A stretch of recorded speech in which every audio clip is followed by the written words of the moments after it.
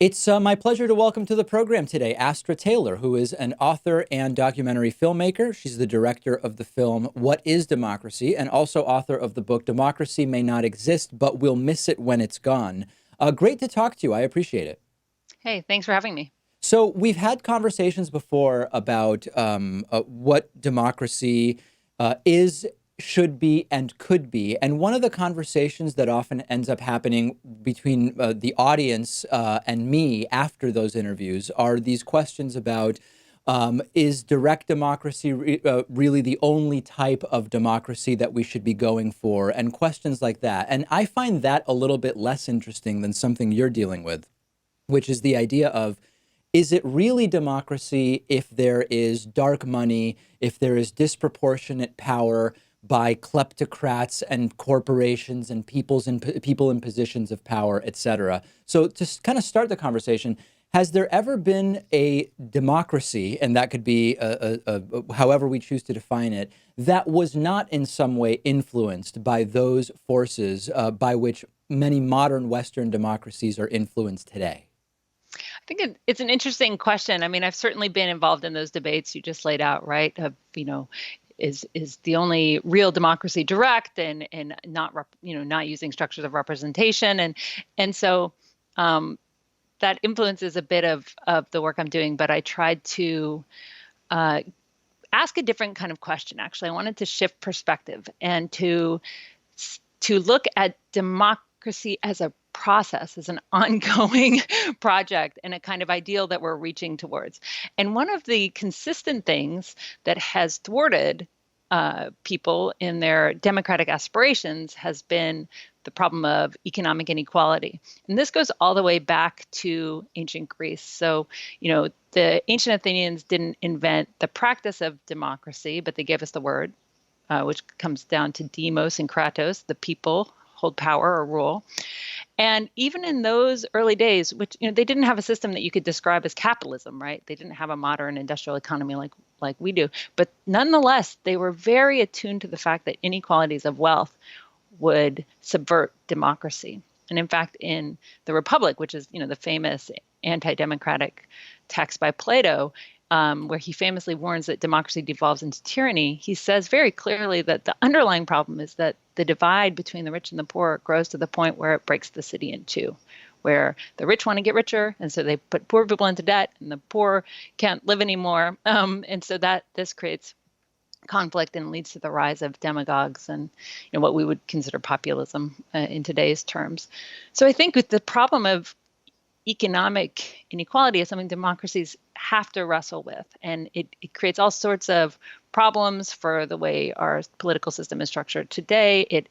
In my book, in the framing I use, what I say is that there are these inherent tensions in democracy. Why democracy is hard is because it involves contradictory elements, right? So the local and the global, and the question of who's in and who's out, and the question of how to balance the needs of the present with the future. But intense inequality, economic inequality, just makes those tensions almost, unbearable, and really exacerbates problems that we have to negotiate no matter what. Yeah, I'm reminded of when I read Jared Diamond's book Guns, Germs, and Steel, and in it he talks about, I think he divides people as potentially organizing in four different ways, going from, I think it's individual villages, like groups of families, relatively small, and maybe the second one is tribes, then fiefdoms, and then more sort of like nation states or something closer to what we have today. And once you get to the fiefdoms and the nation states, it's really difficult to imagine circumstances in which there is not going to be some inequality, either be it economic or in terms of cultural power, which often comes from disproportionate economic power. Now, there will be those who will hear us talking and they'll say, no, you guys are missing the reality that this is really an economic conversation about socialism versus capitalism, and that you can have a democracy that is far more equal, if not totally equal, if you simply change your system of government to one of socialism. But I actually think it's more complicated than that. I'm curious to hear what you think about it. Well, in the preface to the book and throughout, I invoke the socialist project, right? Because I think socialists have played an incredibly powerful role in advancing democracy as we know it today. I mean, they were they pushed for suffrage, for civil rights, all sorts of things. My point is that even in a system of economic egalitarianism, right? So Yes. even if we were able to close the gap between the rich and the poor, between owners and workers, right? And I have an imagination that allows me to imagine that. I mean, just like 100 years ago, someone might say, hey, masters and slaves, that's just natural. That's how it always is. Now we say, hey, there's makers and takers, there's rich and poor. That's how it always is. I personally can imagine a world where we've closed that gap because we know some countries have far less wild degrees of inequality than the United States today. So, Yes. I think we could do a lot to lift people up and bring other people down to a sane level. We don't need a country where 3 billionaires have as much wealth as half of the population. And so the thing I'm trying to say is that the democracy part is actually the challenging bit, because even in a world we might call socialist, or in an economy that is not capitalism as we know it, we'd still have to balance these factors. We'd still have to figure out, well, when is coercion legitimate, or when can people choose, right? When do we marshal the expertise that only a few people have, and when do we, harness public opinion, right? How do we balance the needs of people who live today with people who have not yet been born? So the book, and in that, I think when we look at things that way, we can say, okay, well, democracy is something that, is a constant negotiation. We have to constantly reinvent it. We have to constantly think anew, well, who is the people and how do they rule?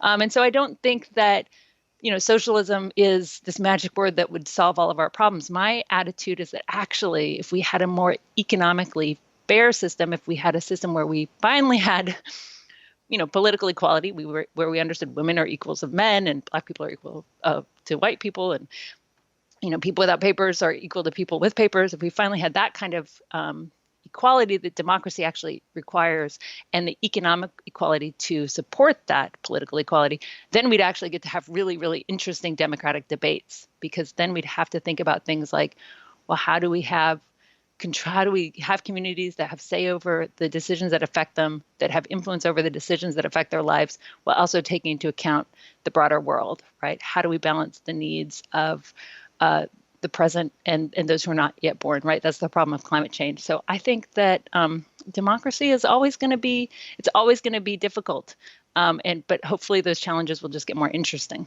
Yeah, in thinking about the broader world, I mean, I hesitate to talk about anytime you introduce the term "what is natural." I mean, remember around the Yeah, gay marriage debate, how problematic this exactly. concept of what is natural was.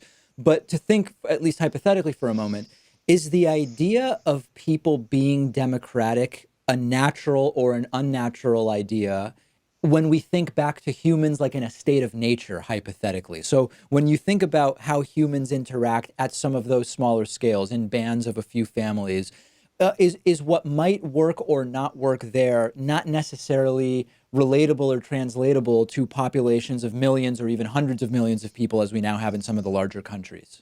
It's a loaded question given the history of political philosophy, right? Which has Yes. always invoked the state of nature, this hypothetical situation where people were either warring and defensive in a Hobbesian sense, or actually living in peace without private property in a Rousseauian sense. Right. Yeah. I So mean, that's why I say I'm curious about this, but yeah, I'm wondering if it's even the right question to be. I'm wondering if it's a yeah. relevant question. I think well, it's interesting to me the way, political philosophy promotes different ideologies, and it comes in moments of political rupture, and helps people think through the problems of their day. I would frame things differently. I mean, I think if you look at human history, there's all this contradictory evidence, right? The history of democracy is, a history of colonial conquest, imperialism. I mean, we live in a nation that calls itself the land of freedom, that was founded on the ultimate form of unfreedom, slavery.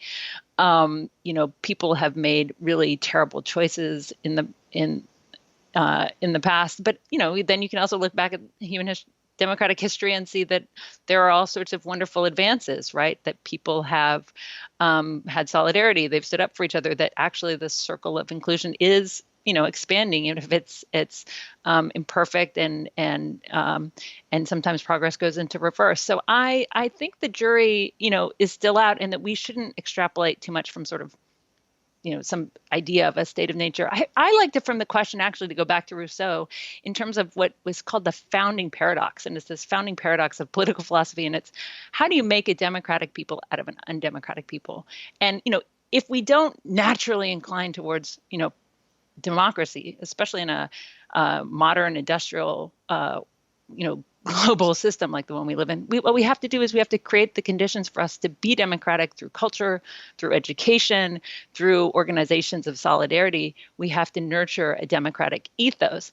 And that's our challenge, I think, as part of the many, as part of regular, as part of a community of regular people. I think we also live in a system where the powerful have exactly the opposite agenda. What they want to do is create an undemocratic people out of a democratically spirited people. So that's why, famously, in the late 60s, Samuel Huntington and others said there was a crisis of democracy when youth were revolting and there was too much sort of labor unrest. But they were like, oh no, there's, for elites, when there's too much democracy, it's a crisis. They want people to become more undemocratic, more complacent. So, I think we're certainly standing in a moment where there's a kind of democratic inclusion that people not that long ago would have thought was, impossible, right? I mean, people said, women were totally incapable of rational judgment and participation and needed to have, their husbands speak for them. So we don't know what's possible. And I think invoking human nature is, often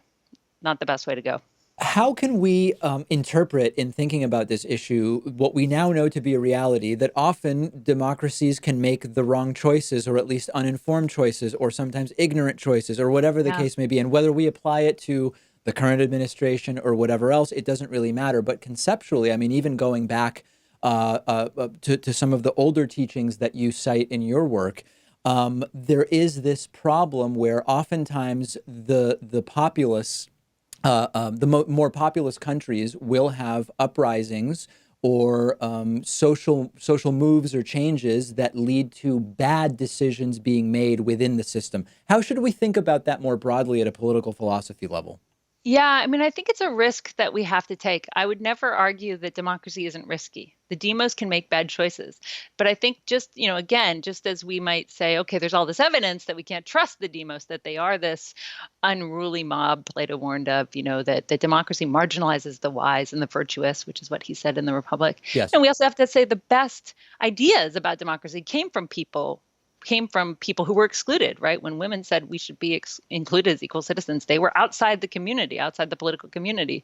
Ideas about what democracy could be have always come from the margins, from oppressed and outsiders. And the other thing is that, we've tried technocracy. That's sort of been what the system, that's, some people talk about neoliberal capitalism as one where the technocrats rule, right? They'll sort of put the experts in charge and they'll make decisions. And, what we've had is a intense, escalation in terms of the concentration of wealth. We've had, systems emerge that are, too big to fail, except the fact they can fail. What we're facing is a climate crisis that, even though the science says this is going to be devastating, and in fact, it already is devastating for communities. Climate change is happening now. We seem unable to stop it. So, putting experts in charge, and diminishing the power of the people hasn't worked either. So that's where I think we have to, again, create structures where people can become more informed. This is why education is so central to the democratic project. We also have to create a media ecosystem that has positive incentives. Before this book, I wrote a book called The People's Platform about the political economy of the internet and how, so much the problem with it is that the incentives are all towards clickbait and fast churning content, because it's the business model is advertising, is data collection, right? So we have to address these sort of underlying economic arrangements that shape our culture and distort our democracy. So we have to be holistic and have a complicated analysis. But I don't think we can write off the people, especially because working class people have been again at the forefront of pushing for things like public education, pushing for the right to be not just workers, but part of a philosophical public, right? That that is essential to democracy. Yes, and as my audience has been hearing for the last month in particular, we really should do what we can to separate the media landscape from a dependence on ad revenue, because it does I create totally agree. the wrong Yeah. incentives fundamentally. And people had Yeah, this fight. People had this fight with, television. We had the fight with radio. This is where we're not in unprecedented territory, right. right? People said the media landscape is being distorted by these incentives, and they pushed for public television. They pushed for controls on advertising. We need to do the same in the digital sphere. Completely agree. We have been speaking with Astra Taylor, who is an author and documentary filmmaker. She is the director of the film What is Democracy and author of the book Democracy May Not Exist, but We'll Miss It When It's Gone. So great to talk to you today. Hey, thanks for having me on.